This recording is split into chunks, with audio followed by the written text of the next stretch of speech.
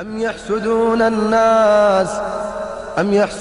الناس على ما آتاهم الله من فضله أم يحسدون الناس على ما آتاهم الله من فضله أم يحسدون الناس على ما آتاهم الله من فضله فقد آتينا آل إبراهيم الكتاب والحكمة وآتيناهم ملكا عظيما.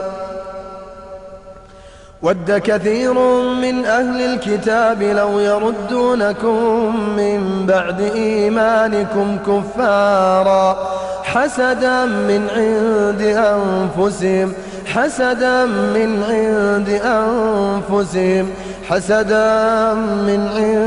أنفسهم من بعد ما تبين لهم الحق فاعفوا واصفحوا حتى يأتي الله بأمره إن الله على كل شيء قدير.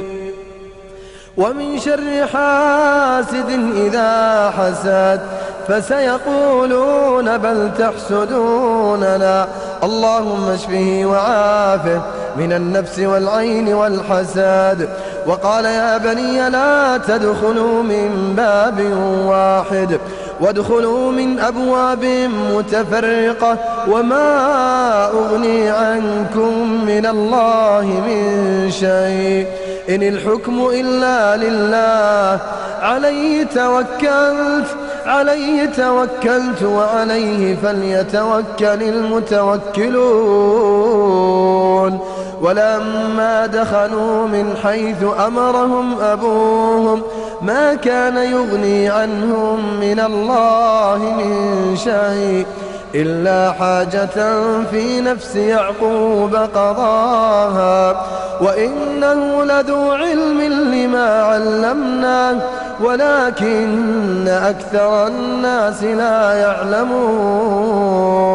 ومن شر حاسد إذا حسد اللهم اشفه وعافه من عين معجبة نظرت وما بركت واشفه وعافه من نفس حاسدة حاقدة ولولا إذ دخلت جنتك قلت ما شاء الله لا قوة إلا بالله ما شاء الله لا قوة إلا بالله فسيكفيكهم الله وهو السميع العليم. فالله خير حافظا وهو أرحم الراحمين وحفظا من كل شيطان مارد وحفظناها من كل شيطان رجيم ولا يؤوده حفظهما وهو العلي العظيم. اللهم احفظه من كيد الكائدين وحسد الحاسدين وعين العائنين ونفس النافسين ونظرة الناظرين يا رب العالمين.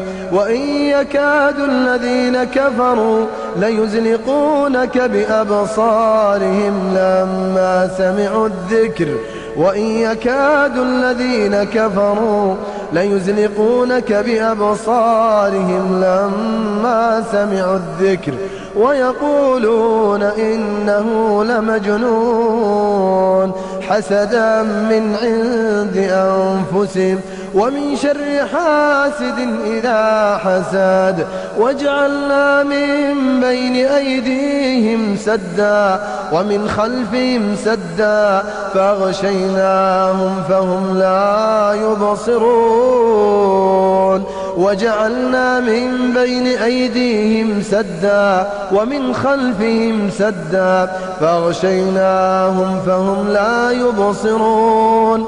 ثم ارجع البصر كرتين ينقلب إليك البصر خاسئا وهو حسير ثم ارجع البصر كرتين ينقلب إليك